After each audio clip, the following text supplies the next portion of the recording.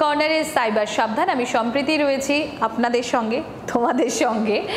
আর আজকে আমরা যে বিষয় নিয়ে কথা বলবো সেটা হচ্ছে কল স্পুফিং। নতুন লাগছে শুনতে, আমার কাছেও প্রথম নতুন ছিল, আর তাই এই কল স্পুফিং বিষয়টি কি আমরা জানবো। সন্দীপ্তা, স্বাগত জি24 ঘন্টায়। আর সন্দীপ্তা, শুরুতেই আমি যেরকম বললাম যে কল স্পুফিং নিয়ে আমরা আজকে জানবো তোমার কাছ থেকে। কল স্পুফিং বিষয়টা কি? এটা একটা অদ্ভুত জিনিস। তোমার নাম্বার থেকে যে কোনো মানুষের নাম্বারে একটা কল করে দেওয়া যায়। মানেটা কি? মানে আমি এগুলো সব ভয়েস ওভার আইপি, মানে ডেটা কল। এরকম অনেক অ্যাপ্লিকেশন বা অ্যাপ বা ওয়েবসাইট আছে যেখানে যে কোনো মানুষকে কল করা যায়। এবার ওয়েবসাইটটা যখনই গেলাম, ও জিজ্ঞেস করবে আপনি কোন নাম্বার থেকে কল করেছেন এবং কোন নাম্বারে কল করার চেষ্টা করছেন। কোন নাম্বারে কল করব, আমি তোমার কোনো বন্ধুর নাম্বার দিয়ে দিলাম। কোন নাম্বার থেকে কল করছেন, তোমার নাম্বার দিয়ে দিলাম। ওই সাইট থেকে যখন কলটা যাবে তখন কিন্তু তোমার বন্ধুর কাছে যখন কলটা গেল, সে দেখবে পুরো কলটাই হচ্ছে একটা সাইট থেকে। এটা basically voice over IP. Voice over IP, voice over IP থেকে এগুলো ম্যাক্সিমামই হচ্ছে অ্যাপ বেসড কল। ওকে, ধরো তুমি আজকে যে হোয়াটসঅ্যাপ কল করছো বা তোমার স্কাইপ কল করছো, এগুলো সব ডেটা কল। কিন্তু এই স্কাইপ টু স্কাইপ যখন কল হয় তখন কি হয়, পুরোটাই ডেটা কল হয়। কিন্তু স্কাইপ থেকে কিন্তু কোনো ফোন নাম্বারেও কল করা যায়।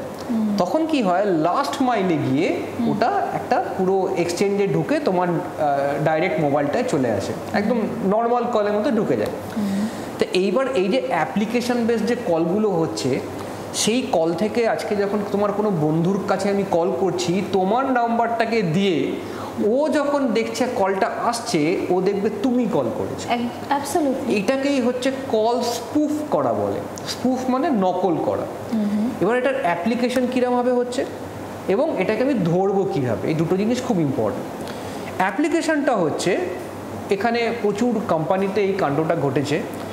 কলটা করেছে হয়তো এমডির নাম্বার থেকে, কাকে করেছে, অ্যাকাউন্টেন্টের নাম্বারে, দিয়ে বলছে আচ্ছা আমাদের টেন্ডারের কোটেশনটা কত।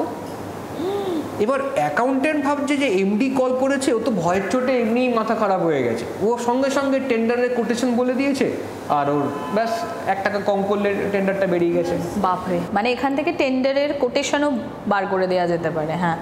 সেকেন্ড কেস কি হয়েছে, চেন্নাইতে একটা কেস হয়েছে।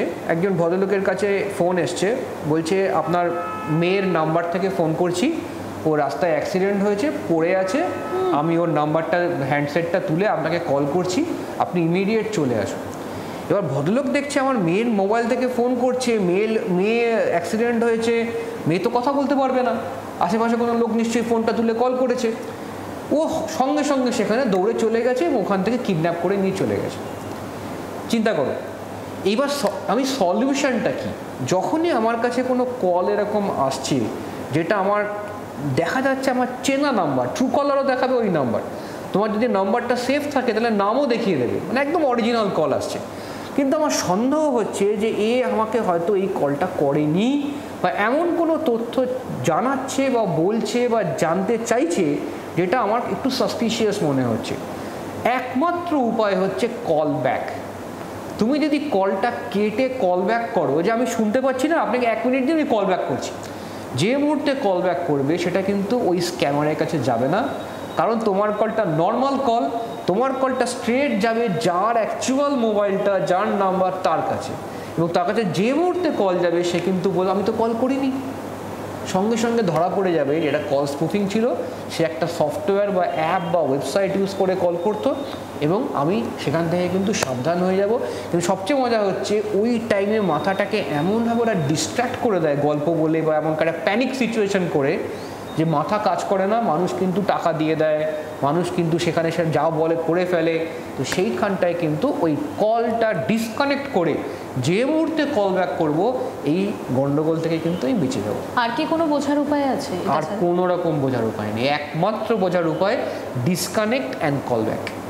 Thank you Sandipta. I am sure আমাদের দর্শকরা অত্যন্ত উপকৃত হবে।